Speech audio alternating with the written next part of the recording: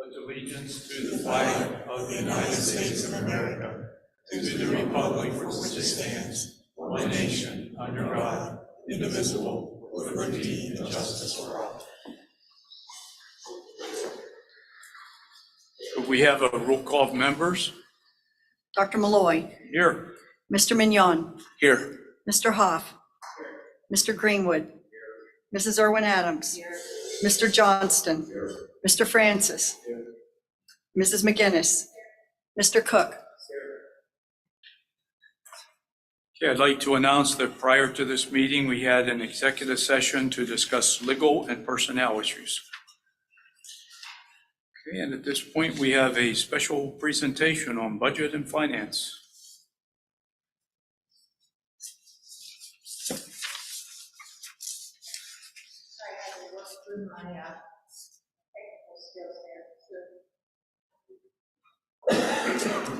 Thank you.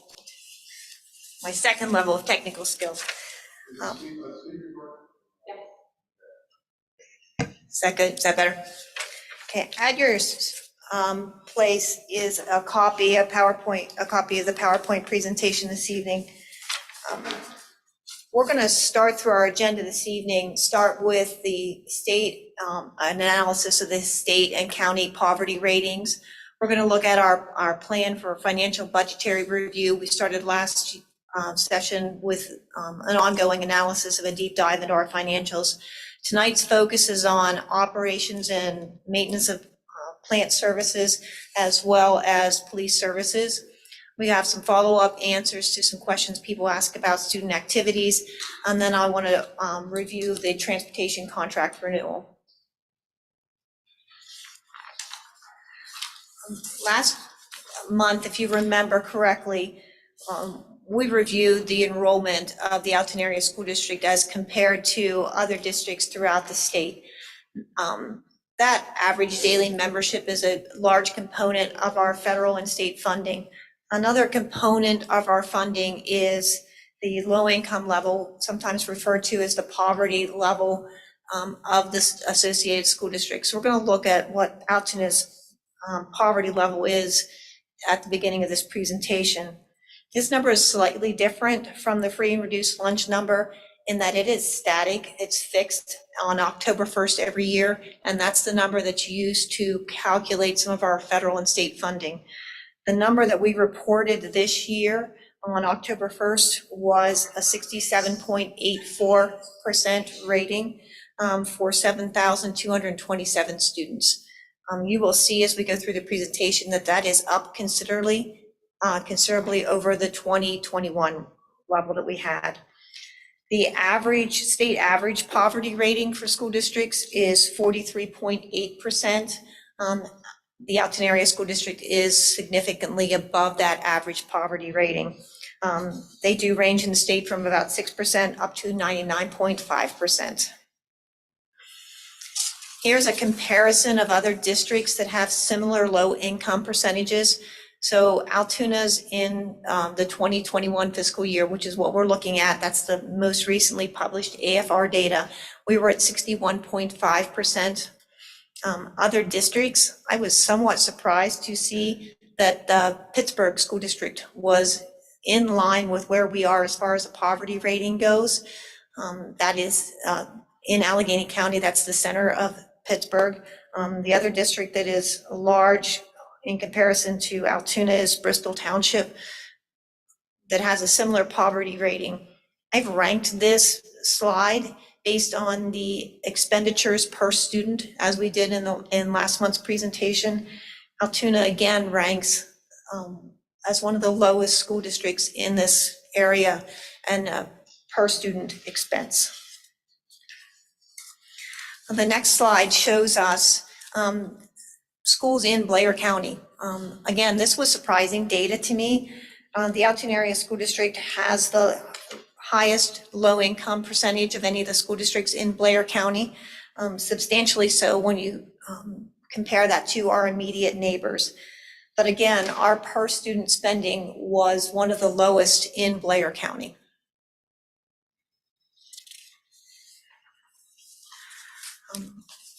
that's the state and federal information. That's the low income information that I was going to present this evening. Before I move on to some of our other topics, does anybody have any questions in that area? Our focus this evening is maintenance, custodial, building, and police service expenditures. So we're going to deep dive into that this evening in January. Can I add something to the previous? Absolutely. If you go back to that page and you look at our percentage of free and reduced lunch, and you look at our enrollment, and you then realize that this also translates into a large special ed population, and realizing that we have 1,600 plus special ed students with varying levels of disabilities, which are all high cost students.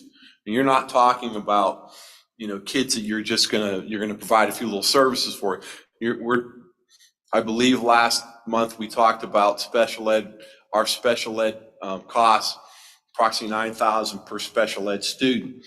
You think about that and you look at how realize that that's factored into our per student cost. If you pulled that out, if you pulled out the special ed piece of this, you'd probably find out we are the lowest for reg ed student costs. Because there's a lot of drivers that make that number larger, which are based on our high low income rate and our high special ed population. Thank you, Susan. Tonight, we're going to look at maintenance, custodial, building, and police services expenditures. That's function code 2600. If you want to get into all the funky little accounting terminology. In January, we'll look at transportation and contractual obligations. And then starting in February, as we're working through the budget, we'll look to the board for direction regarding areas in reduction. So here is a summary of our 2600 function code expenditures. So operations, maintenance, plant services, and police services since 2016 through the present. In the 2021 fiscal year, 9.8% of our budget was attributed to operations, maintenance, and police services. So a couple of things that I think it's important to point out. If you look at our salary and wage numbers across that time frame, we had anywhere between 2 and 3% annual increases in salaries and salaries and wages. Our expenditures have remained somewhat steady over that time frame, which talks to the way that we've balanced some of our workforce in both police services and with custodial and maintenance. I will freely admit, and everybody knows, that we're short-staffed in a number of those areas that are probably reflected in those numbers. But I think our team has done a pretty good job of holding that expense category fairly level. Conversely, we've got some increases in our benefits that go across that time frame. One of the things that I wanted to point out is in 2016-17, the PSERS rate was at 28.3%. In 2021, PSERS was at 34.9%. After our reimbursement, that's $132,000 directly attributed to just PSERS. The same can be said of our health insurance. Our health insurance increased $266,000 over that time frame. So our benefit costs are very hard to control and do account for a good portion of the increases in this category. If you look at, I'll talk about utilities on the next slide. That is its own unique animal right at this very minute. Property services, you'll see in 2019, 20, and 21, that $676,000 that's right in the middle of your screen. We took advantage of some of the happenings during the pandemic, reduced all of our trash hauling, those types of things, which is why we were able to see that dip in 2019, 20. Stepping into the supplies category in 2020, 21, and it also into 2021, 22, we had significant COVID expenses that were in those supply categories. In 2021, we spent about $158,000 on extra janitorial supplies, personal protective equipment. water that we needed for our buildings. So that cost itself was an increase that throws that number, that $949,000 number, kind of throws it off the charts, take away the COVID-related costs, and we actually had a decrease in supplies that year. The other thing that I need to point out is in the capital renovations and equipment on the next line down. If you remember correctly, we had some damage to the Altoona Public Library. It was a result of construction related to the new building project. Basically, the flooding that was done there. We recorded the expenditures for the repairs of the library through this function code. We were reimbursed by insurance for it, but that function code is overstated, $255,000 in 2020, 21, and then another $358,000 in 2021, 22. The total insurance claim on that was almost $1 million. So that a lot of that expenditure was recognized throughout these expense categories. I should point out too that when we're looking at the supplies, and also the property services and other professional services, our team does a fantastic job of bidding everything that can possibly be bid, or getting quotes on everything that can possibly be quoted. Crystal and Jess down in Doug's office, they reach out every year and get bids on elevator maintenance, on pest control, on fire extinguishers, on hood cleaning. I mean, they shop paving and estimating and every kind of internet vendor we can find to make sure that our supplies stay as low as they can. And then we do requests for proposals for shrub and lawn care, for trash removal. So we really try very hard to make sure that these cost categories stay as low as they possibly can. This is the utility analysis, and this is one of the things that we're really struggling with, and that we can't keep a lid on it. It's beyond our control. The electric contract from 2021 to 21-22 jumped substantially, and a good portion of that is related to the electrical contract for this building. The meter came online outside of the electric cooperative contract that we do. So every year we bid an electric contract. This one that we're in right at the minute expires in June. So the rates are fixed for all of our other buildings except for this one. Unfortunately, that means that the electricity for this building is about twice what the B building is. So we expect to see about $100,000 in savings when we rebid that contract within the next month or two. Again, the natural gas contract, we bid the transmission of natural gas, but we cannot bid the actual natural gas rate. So we have to pay the exchange rates for natural gas. So we're very fortunate that we have a negative transmission rate. So we get about 60 cents back on transmission of natural gas because of where we're located in the country, but we do have to pay the exchange rate. And I'm guessing all of you are seeing your increase in natural gas at your homes, similar to what we're seeing in the school buildings. The water and sewer bills have stayed fairly steady. They decrease a little bit during the pandemic, but are kind of back up to normal levels now. Exactly. The other thing that I should probably point out when we're looking at utility bills is during the pandemic, we ran the ventilation systems in our buildings 24/7, just because we needed to keep the air moving, to help mitigate some of the effects of the pandemic. So that increased our cost for utilities.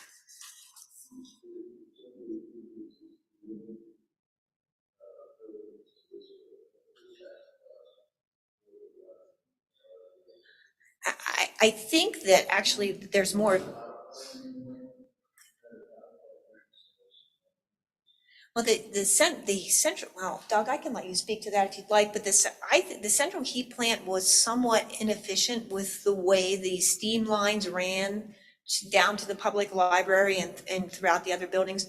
And we lost some efficiency when we tore down Roosevelt. And then when we pulled it, when Penn Lincoln came off of that, and it was just near the end there was just these two buildings plus the public library. So I think we're probably more efficient now with the boiler systems that are in the B building.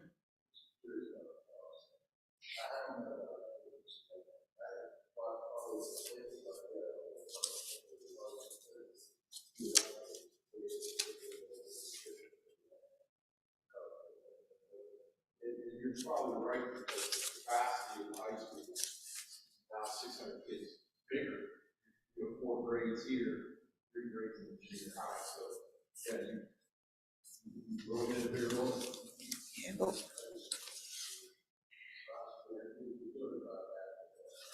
we did have I had a Penelec did an analysis for me because I couldn't figure out why the electric costs were so much higher on this building until we figured out it was outside the energy contract.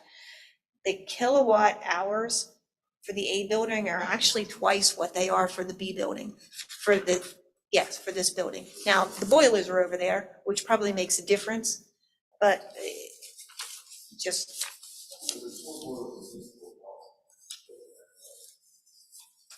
The boilers are both buildings.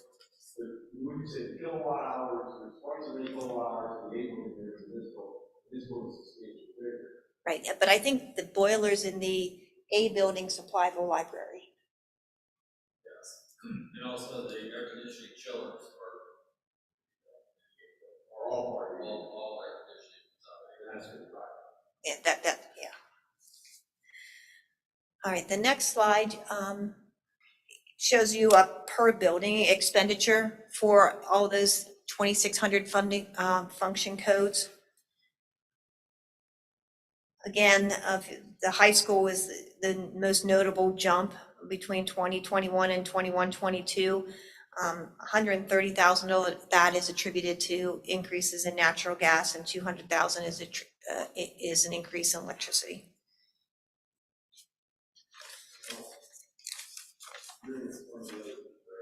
Pardon me? This doesn't write out the 12 million. It does. That's so. Yeah, I moved it back. Okay, cool.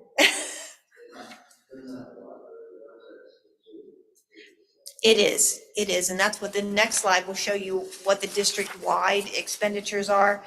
And that includes Mansion Park, the public library, the district administrative offices, the special education building, all of Adams. It includes all of our tradesmen, so our electricians and our plumbers and those people. And then it also includes supplies that we use district-wide.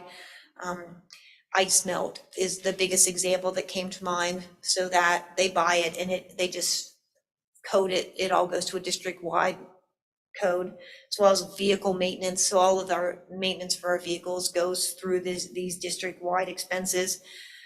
Trash for the district all goes through as a district-wide expense, as does a lot of the lawn care and shrub and tree maintenance. And I already spoke about the supplies accounts. The anomaly in supplies, this also includes fuel up through 2021. In 21-22, we did move the fuel to transportation, where we think it probably really ought to be, but that's why that supplies account on this district-wide analysis looks so high. Any questions on those details?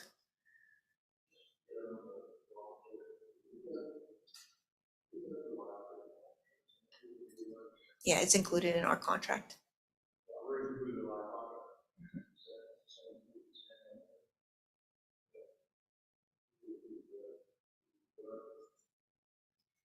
Yeah, they do, and that's one of the things too that you'll see. The shrub and tree maintenance was not done for years under our old contract, and with this new vendor, they're really taking care of that and a lot of the mulching. So the cost is increased mostly because they're doing what they were supposed to do, and it was not happening that way before.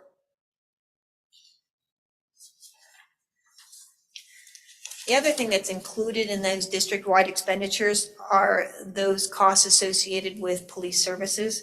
So again, police services has remained fairly steady over the last 5 years, 6 years. They too are struggling to find people to fill some of their vacancies, which explains their decrease in salaries and wages. This department also pays for a lot of the security cameras in all of our buildings. The metal detectors that we use at a variety of events are in these categories.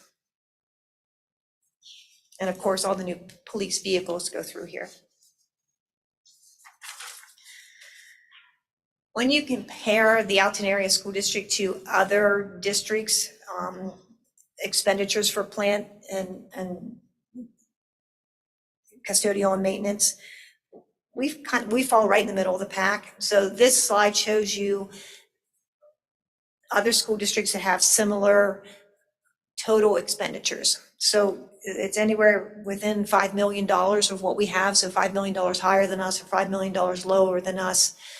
We have by at least 1,000 more students than any of the other groups that were in here. And our per student expenditure, 2,600 expenditure, falls about $1,500, which is right in the middle of the pack of all these other groups.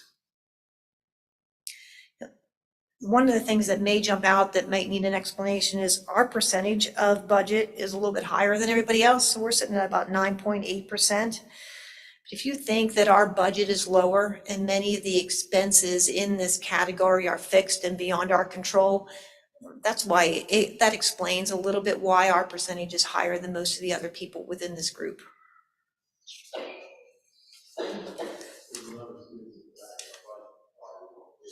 Yeah, agreed, yes. This next slide I thought was somewhat interesting. I pulled districts that have similar 2,600 expenditures to ours. That's that third column. And then I went and looked and got us a per building expense. So we have 12 educational facilities that we have in our district, which equates to about $945,000 annually for maintenance and upkeep of buildings on average. Again, that puts us right in the middle of the pack where everybody else, within these groups, which shows that we're operating our buildings very efficiently or in a comparable nature to other districts within the state. And again, our per student expenditure is lower than many.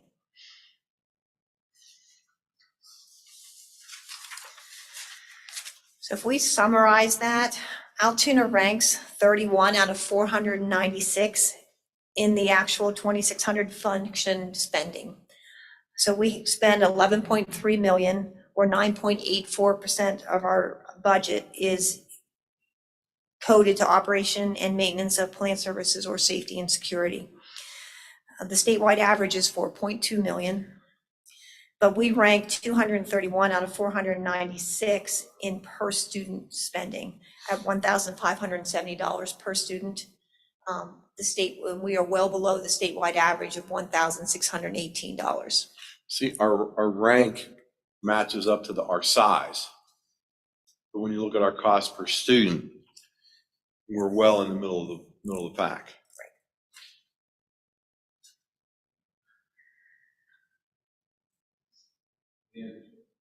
And I didn't mean to cut you off. Did you say the last line?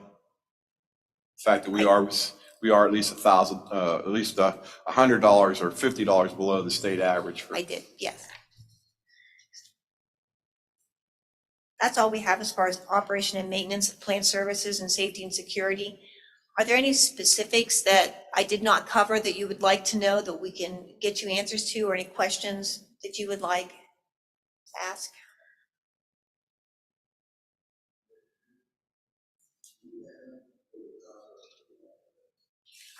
I can get that. I don't know what off the top.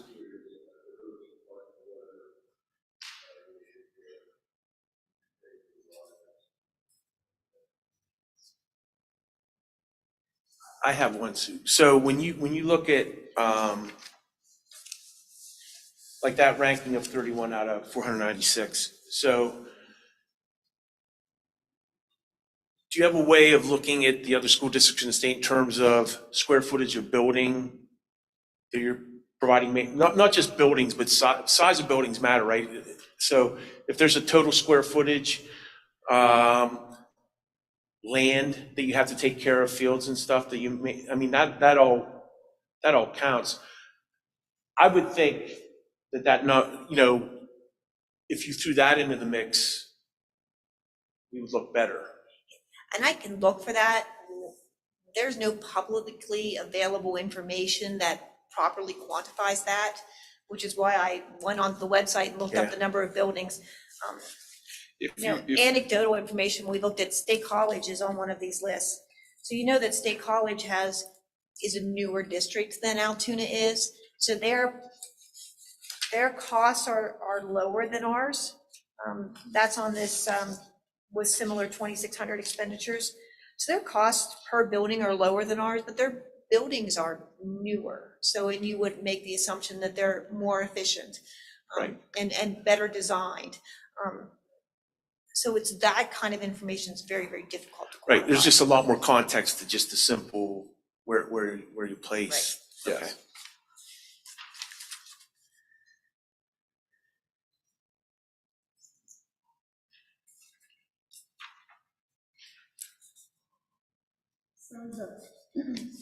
So the next slide is mine as a follow-up to our, thank you, to our student activities discussion from last month's committee of the whole meeting. I received a question regarding what various departments at the high school and junior high cost for some of the electives. And it would include the foreign languages, the computer science classes, broadcasting, astronomy, music, drama, family consumer science, art, business ed, tech ed, between the two buildings. You may recall in 2020, we happened to have 3 high school family consumer science teachers retire at the same time. And we were looking for ways to reduce the budget, and it was determined at that point, and let's see, Andy's not here, and Brad would be able to speak to it, or Dr. P can speak to it, but it was determined at the time that we would reduce the classes in the family consumer science program at the high school. There was a child development class that was actually a vocational class that we dropped, and then we did not replace those 3 teachers to help cut our budget at the time. So when you remove an elective, those, when I was talking to Andy, those students have to pick something else now. So it increases some of the enrollment in some of the other classes. So Andy provided me with the number of students who are enrolled in the various classes for this year, and the total costs of the teachers at the current salary and their benefits for this year. And we calculated a cost per student just for your consideration, just for us to look at and review. The junior high feeds, the music program feeds into the high school. The family consumer science, that's another important elective for junior high students. Art is an important outlet for a lot of students, but it comes at a cost. And many of these electives also have a club account associated with them. The business ed has a business ed student activity. They have clubs that are tied to them. The astronomy has an astronomy club tied to it. So there are overall costs that we had talked about with the last month with the club accounts, and then these are some of the instructional courses that feed into those.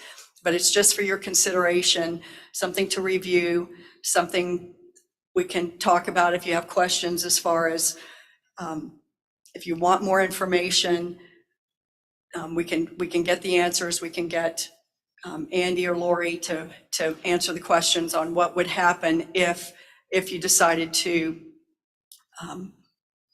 reduce another family consumer science class or the number of music classes. So we just wanted to present that so you have something for further consideration. does the astronomy class include that cost of that upgrading the program for the? It does not. The supply expenditures that I included were from last year, and I have not picked up. I mean, it's only October. There were very few expenses, and I did not pick up the ESSER-funded planetarium increase. And that would be depreciated over a number of years. I mean, Right. the system that we had was what, 25, 30 years old? So it was the original system, so it was in since 74. So you were talking about a 40-year-old system that was replaced. I mean, if you look at it, you amortize that and you say it was what, 200,000 or was it 250? What was the new system's cost? 240. 240,000, and you look at it over 40 years, and the first thing you do is you lop off a zero, or you lop off some zeros, and you realize that you're getting that for about $12,000 a year when you amortize it. And when you think about the number of students impacted, that's a pretty good ROI. Plus 10,000 per year for the maintenance of the program. And again, I said it's a pretty good ROI when you're looking at that, when you're looking at cost per student. And the other thing is when you look at these specials, and you look at when you're trying to create a well-rounded student, the necessity of this. I mean, you look at our foreign language expense, we're not going to cut our foreign languages. I mean, if we're talking about preparing kids, those are some of our high ticket items. Computer science, it's a huge important field. Obviously, we don't want to be limiting our kids' opportunities there. We have probably a statewide, if not nationally recognized broadcasting group. The one company wanted to come in and televise a game. They were going to use our crews because they knew how good they were. I mean, there's just some points to this that you have to look at the return, the investment in children and as a school, and then the return on that investment when you think about how it turns into careers, et cetera.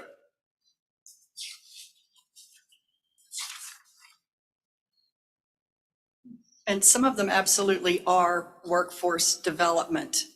Exactly. The biomedical is with the Project Lead the Way, which Brad can explain more about it, but these are preparing students for careers, the business ed, tech ed, all of those are preparing them at our high school level. Even the broadcasting, I believe it's Tom Bradley's son who is now working for a national team or Disney or somewhere, and he started out with his broadcasting experience through MLTV. Talk about transportation. So changing topics, our existing transportation contract expires at the end of this fiscal year. So it expires in June of 2023. Currently, we're paying about $331,000 every month for 10 months for our base installment. And so that's a billing of 44 buses, 5 wheelchair vehicles, 11 minibuses, and 32 vans. We do have to pay additionally for vehicles if we have any per diem vehicles, so any that we need to add beyond that. Currently, we only have 1 wheelchair vehicle that is beyond our contract. We pay for our early intervention, which is our LEX program. Field trips are paid mostly, some through our budget, but mostly through clubs. We do pay for our sports shuttles and some midday transportation. The contract, when it originated in 2018-19, went for 5 years with a 2.5% increase every year. We did realize some annual savings when the district assumed all of the routing in 2019-20. The pandemic kind of made that hard to reflect how much savings we had, but you can see it in some of the numbers below, how we were able to realize some savings there. One of the things that I should point out is within our existing contract and with our existing contractor, we have had minimal, if any, disruptions to our transportation systems throughout the pandemic. Some of our neighboring districts, and then especially some districts within the state, really encountered some problems with their transportation and driver shortages. There was a story on a PASBO meet that I was on this week about school districts are still having students that are an hour or so late to school because there's not enough drivers, so they're double stacking routes. So every other day they rotate who's going to be late for school that day. We have been very, very lucky, and based on the efforts of our contractor, that we have not had any disruptions like that to our transportation systems. The number down there that shows you what our estimated cost is for 2021, 22 does not include the reimbursement for our fuel clause. So I expect to be able to calculate that. We're having a little bit of an anomaly with our fuel system right now that I haven't been able to calculate that, but I expect that to be about $100,000 drop in that number. So you'll see our costs down there annually. What I am requesting of the board, and it will be a motion on the agenda in November, is that the district extend our existing transportation contract for an additional 5 years. The proposal that I've received from Student Transportation of America is proposing a 5% increase in year one, a 4% increase in year two, and then 3% increases for years 3 through 5. The initial higher percentages are mostly due to what the efforts that STA is going to make to retain and recruit drivers and maintain their driver force.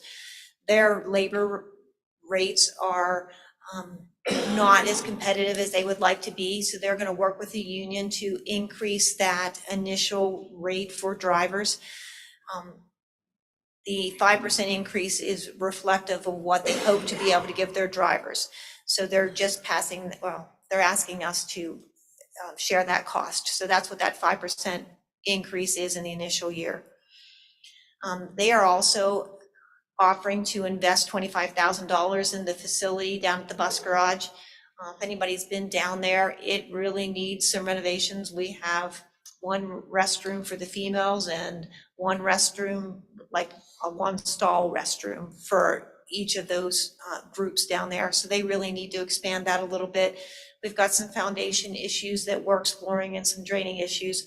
So they're willing to help invest in the facility to upgrade that for us. The district does own that property. They are also going to install and provide the service for GPS on all of our vehicles. So that's an estimated investment of about $33,000. That will increase the safety and security of our students, that we will be able to tell at any given point in time where our vehicles are along their routes. We had some fires this year that we had to reroute vehicles and notify people. It would have been helpful to know exactly where those vehicles are. So that will be a great safety and security investment for the district. I have some anecdotal information. I'm struggling to get hard facts, but I do have some people that are telling me that when they go out for requests for proposals, they are seeing significant increases over their existing contracts and over the numbers that we have been proposed in this contract extension, as much as 25% over existing contracts. The numbers that I've given you, it's a budgetary impact in the next year of about $165,000, $166,000 on our installment contract, probably be a $21,000 increase on our early intervention contract. With that, I do have promises from STA that they will work with us to provide 2 more mini buses on our fleet, which would allow us to eliminate 4 vans. That would be an annual savings about $46,000, $47,000. I'm also hoping to work with Amtran, who is our other local provider, to double stack 1 more of their routes. That would give us another $40,000. So that's about $90,000 worth of offset to that $186,000 with the increase. So that, as I said, that will be on the board agenda for November 7th, and I ask the board to consider approving that contract extension. Does anybody have any questions or comments about that? Anything, other insight I can provide you? Yes, I have a question. So most of our buses, or all of them, are gasoline? Diesel, yes. These, okay. So compared to other districts, how are we doing with bus drivers? To compare to other districts, locally, Holliesburg, Altoona, Bellwood, Tyrone, all of those seem to be in line with us where we're seeing neighboring people having problems in some of our rural, I can't say that word, out in the Cove, maybe down in Bedford, those types of areas are struggling with drivers. And of course, the big cities, Pittsburgh, Philadelphia, Lancaster, Allentown, those cities are really suffering with driver shortages right now. So what we're doing down here in East Juniata is working. Our guys are happy what they're doing. They like what they're doing. Thank you. Thank you for you and your staff for what you're doing. They're happy.